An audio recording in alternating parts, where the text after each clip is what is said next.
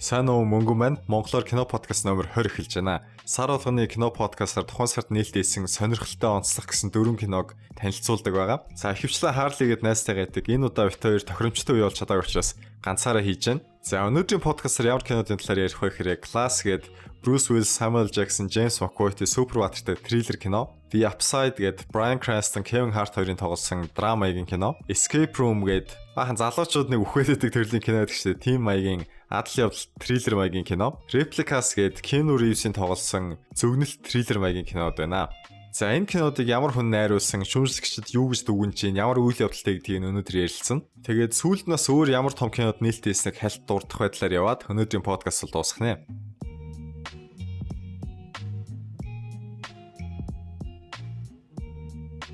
За эхний кино Glass гээд супер батартай кино байна. 2000 онд гарчсан нөгөө Unbreakable, тэгээд сая 16 онд гарсан Split гээд энэ киноны үргэлжил 3 дугаар анги болж байгаа. За Unbreakable болон Split яадаг вэ гэхээр нөгөө Unbreakable дээр Bruce Willis болохоор их хүчтэй, харин Samuel Jackson болохоор арай нэг тийм хорон саатай талтай, маш ухаантай. Гэхдээ ясан маш амархан хуурдан ийм хэврэг хоёр хүний тухай гарч исэн. Гэхдээ тэрийг би арай үзээгүй. Харин 16 онд гарсан Split гээд нөгөө 24 өөр зан чанартай болдог нэг залуугийн тухай James McAvoy тоглосон киног бол үзсэн. Тэгээд энэ хоёр кино болохоор Glass-ийн өмнөх хоёр анги гэж явдаг байгаа. Тэгээд энэ удаа болохоор энэ өрөмс чадвартай энэ 3 үнийг цуглуулж байгаа талаар гарч байгаа юм байл. Ерөнхийдөө энэ trilogy буюу энэ гурамсан киноныхоо төгсгөл нь гэсэн байсан. За найруулагчид M. Night Shyamalan гэдэг энтхэг гаралтай Америк хүн байна, 48 настай. After Earth одоо дэлхийн сүнсний дараа гэж орчуулах юм да. Will Smith, Jaden Smith хоёр авх хоёр тоглож ирсэн нэг мяа үнэлгээтэй кино байсан. Тэгээд нөгөө Avatar The Last Airbender-ийн маш муу дэлгэцэн хөлбрийг энэ хүн найруулсан.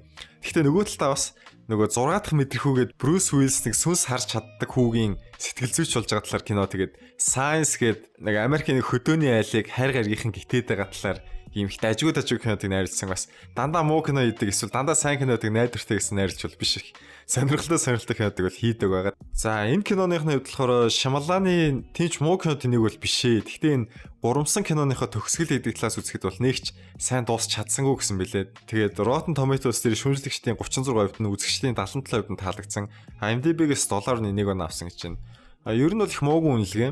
Тэгээд өмнөх 2 анги таалагдсан бол эсвэл Shyamalan-ы кинонууд таалагддаг бол нэлээд дажгүй үнэлгээ гэсэн үг. Тэгээд бараг эхний анги 3 дугаар анги хоёр нь хоорондоо бараг 18 жилийн зөрөөтэй байна л да.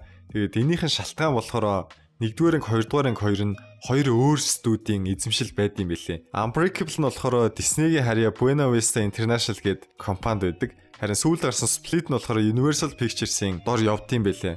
Тэгээд энэ эрхийн эзэмшдэг хоёр том компаниг нэгтгээд 3 дугаар ангийг хийж чадна гэж ятгсан нь бол Shyamalan-ы их том чадвар ах шиг байна л да. Тэгээ бас нэг сонирхолтой юм нь Shyamalan энэ 3 дугаар ангийг хийхин тулд өөрийнхөө байрыг барьцаанд тавьсан гэж байгаа. Disney тэгээ Universal гэдэг их баян компанитай хамтарч яаж байгаа ч гэсэн нөгөө Shyamalan өөрөө киноныхоо үргэлжлүүд нь их эрхийг эзэмшдэг. Тэгээ тэр талаасаа би бас өөрөө хөрөнгө оруулмаар байна гэсэн юм байлээ. Тэгээд мөнгө байхгүй байсандаа бол биш. Өөрийнх нь хэлж байгаагаар өөрөө ямар нэг юм хязгаарлагтай нөхцөл байдалтай одоо барьцаан тавиад тодорхой тооны мөнгө авч яана. Өөрийнх нь байранд бас эрсдэлтэй гэдэг үднээс их бүтээлж явахад нь тусалцгаа гэж ярьсан байсан.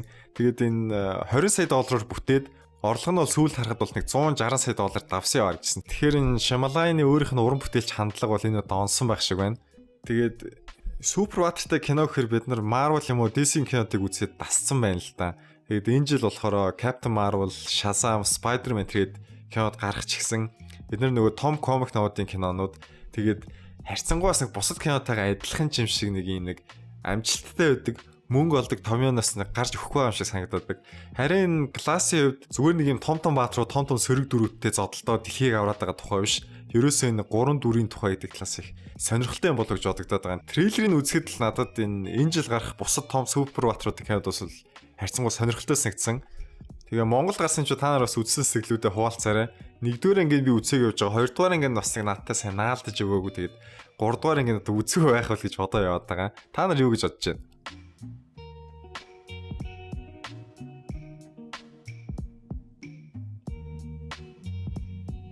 За дараагийн кино The Upside гээд бодит үйл явдал дээр сэтгүүлж хийгдсэн драма маягийн кино байгаа.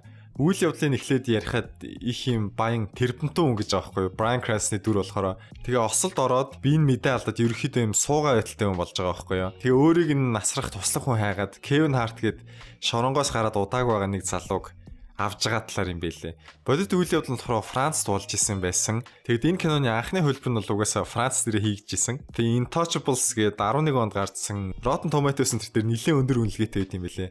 Тэгээд нөгөө гадаад хэл дээр их өндөр үнэлгээтэй хийгдсэн киног Холливуудад авчирч хийхээр нэг мөн чанарыг нь ч юм уу нэг сонирхлыг алдагдуулчихад байдаг. Тэрнээс л трейлерын тэр нэх олон дислайк авах шиг харагдажсэн. За найрлагчийн хувьд Neil Burger гээд энэ жил 56 та Америк хүн байна. Өмнө нь нөгөө Divergent гээд Hunger Games-тэй адилхан нэлээд олон юм залуухан охтуудын тухай кинод гарч ирсэн шүү дээ. Тэрний нэгдүгээр ангийн найруулсан. Тэгээд 11 онд гарч ирсэн Limitless гээд им онгууд нөгөө амар ухаантай болоод тийг залуугийн талаар гарч ирсэн. Тэрийг бас найруулсан юм билэ. За Upside-ийн үед шүүмжлэгчдийн 39% нь үзэгчдийн 88% нь таалагдсан байна. Тэгээ яг анхны хөлбөр нь Франц дээрсэн тэр нь маш сайн кино байсан ч гэсэн Холливуудад Азийн ч юм уу Европын кинодыг авч чихээрээ нэг тэр анхных нь үзэлснээ утгыг нь алдагдуулаад нөгөө им ямар ч хүний ойлгох хүний асуудлын тухай биш Америкийн нэг хар цагааны ялгаа, баян ядуугийн асуудлын тухай ч юм уу болгочдөг болохоор хүмүүс бас тийм дургүйхэн л ах шиг байлаа. Тэгээд би бас ойрт энэ History vs Hollywood бодит түүх Hollywood эсрэг гэдэг вебсайт нэлээд авах дуртай болсон байгаа. Энд чинь болохоор түүхэн гэсэн кинонуудыг бодит баримтуудтай харьцуулд юм байлээ.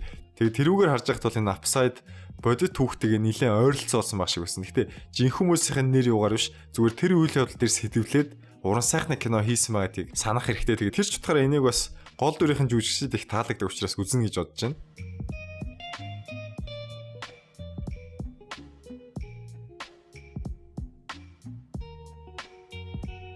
За дараагийн кино Escape Room гэдэг триллер маягийн кино байна. Үйл явдал нь болохоор нэгнийгээ танихгүй 6 хүнд ийм урилга ирээд тэгээд Escape Room буюу нөгөө өрөөнд төгжүүлж агаад зүхтаадаг тоглоонд оролцох санал ирж байгаа юм л да. Тэгээд ороод яасан ч тэндээ гацаад тэгээд амьдралын төлөө тэмцэж байгаа талаар гарч байгаа юм билээ.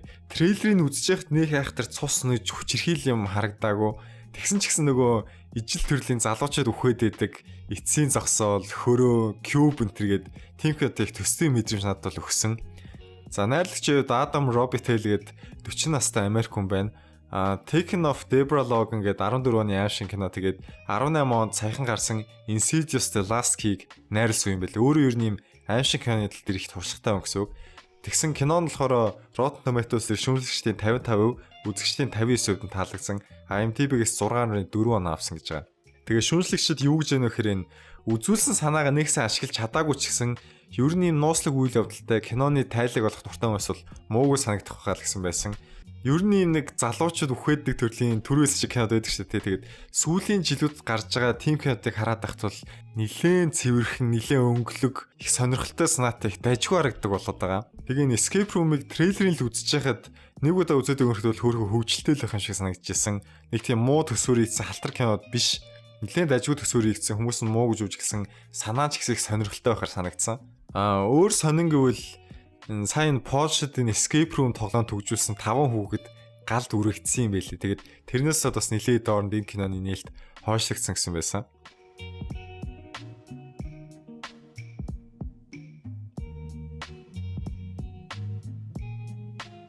За өнөөдөр танилцуулах сүүлчийн кино бол Replicas гэдэг зөгнөлт триллер маягийн кино байна. За үйл явдлыг нь товчхон ярихад Keanu Reeves-ийн гэр бүл нь носолд ороод бүгдээрээ нас орчиж байгаа юм.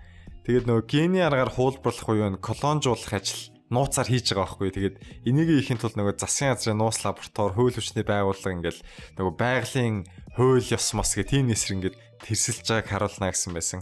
Keanu Reeves ойр дотных нөгөөс ам өргөцсөн. Тэгээд тэмцэлт нь хэр яг нөгөө John Wick-тэй адилхан сонсогдоод байгаа юм тийм. Трейлерийнхэнд орчихсан хүмүүс энэ удаа нохой нэш гэрийнх нь өгч чинь тэгээд бас өөрхөн шоолоод бичсэн байсан. Гэхдээ энэ киноны хувьд болохоор нэлийн хэтрүүлэгтэй шинжлэх ухаанч тал руугаа тэгээд Frankenstein маягийн зохиолын орчин үеийн нэг хувилбар юм шиг санагдсан. Трейлерын бити үзээрэй л гэж хэлмээр байна.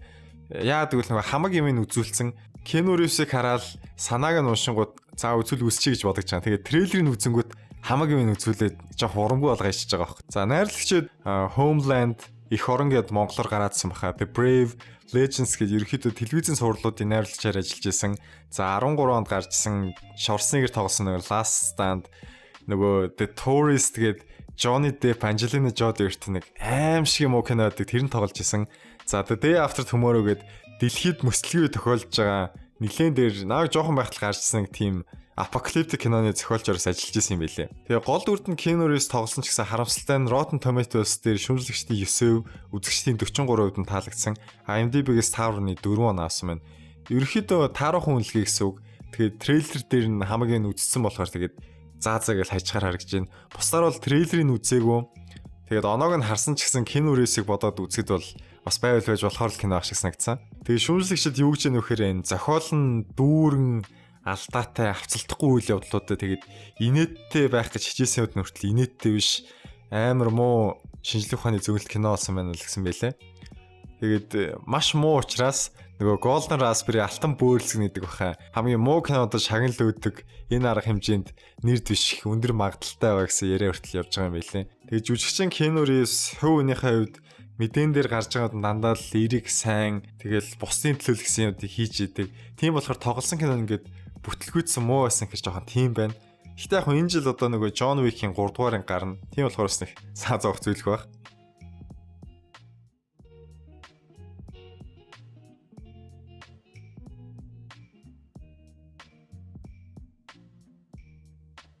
За дэлгэрүүлж ярихгүй ч гэсэн энэ сард нийлдэлсэн өөр сонирхолтой кино гэх юм бол Perfect Strangers гэдэг нэг Мексик кино байна.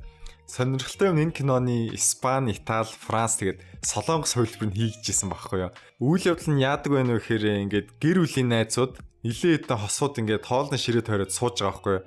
За өнөө оройдоо бүгдээрээ ширээн дээр бүх утасуудаа тавиад ирсэн бүх дуудлага мессеж бүгдээрээ үзэн шүү гэж байгаа. Тэгэл янз янзын нөгөө гэр бүлийн хөвний нууц юмнууд нөгөө баяр зовлон аруурн хүн амьтантай явуулж исэн үг энэ тэгэл ноотын юуд нь ишлэгж гарч иж байгаа талаар юм байлээ. Тэгээ бусад орнуудын хувилбарын трейлерыг үзэхээр яг адилхан явж исэн. Тэгэхээр энэний бас Монгол хувилбарч гэсэн нэг өдөр хийж магадгүй гэж бодогдсон.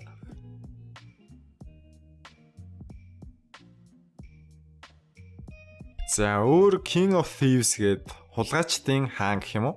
Heist буюу нөгөө төлөвлөж байгаа хулгай гэдэг төрлийн кино юм байлээ. Энэ болохоор Англид үйл явдал нөрнөж байгаа. Лондонд нэг үн тэдлийн дэлгүүрийг дээрэмдэх гээд тэтгэвртэй гарсан нэлээд хөгшин одоо өвгөн дээрэмчид цуглаж байгаа талаар юм байсан. Даанч үнэлгээ нь их доогуур харагдаж байсан.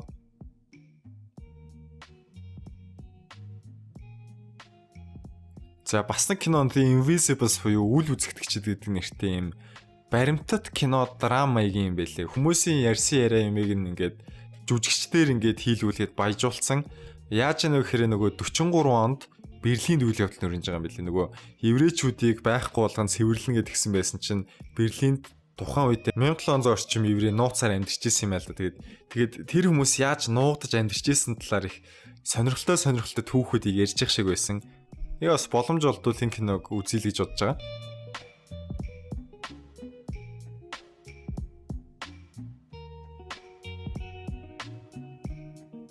За манай Harley байхгүй учраас өнөөдрийн подкаст ерөөхдөө ингээд маш хурдан дуусж байна. За миний хувьд энэ сар үзсэн хуваалцмаар байгаа кино гэх юм бол Соёлын ловтлогоо гээд хотоос ариун цэврийн байцаагч хөдөө очиод хүмүүсийг ариун цэврийн хэрэгэл нүүр амаа угааж сургадаг болох гээд усанд ороод сурах гээд яаж байгаа нэг тиймэрхүү үйл явдалтай кино. Тэгээд Хэмэр гээд нэг хүүгийн морийг авчаад нөгөөх нь өчнөө олоо дагаар дамжаад яваа тэгээд эргэж ирж байгаа талаа нэг юм хоёр кино үзсэн. Энэ хоёр кинод нөгөө сэтгэл ревю пэйж дээр бичсэн байгаа. Facebook-ээр мөнгөн гэж бичээд орж болно. Үйл явдлыг нь задлахгүйгээр сэтгэлээ бичсэн байгаа. Тэгээд хэрвээ сонсож байгаа хүмүүсээс бас үзсэн бол тэнцээ кинон төр бүгдээрээ ярилцж болж байна. За өнөөдрийн подкастд бол ингэж боллоо. Цаг гарган үзсэн сонсон бүх хүмүүстээ маш их баярлалаа. Мөнгөн байлаа.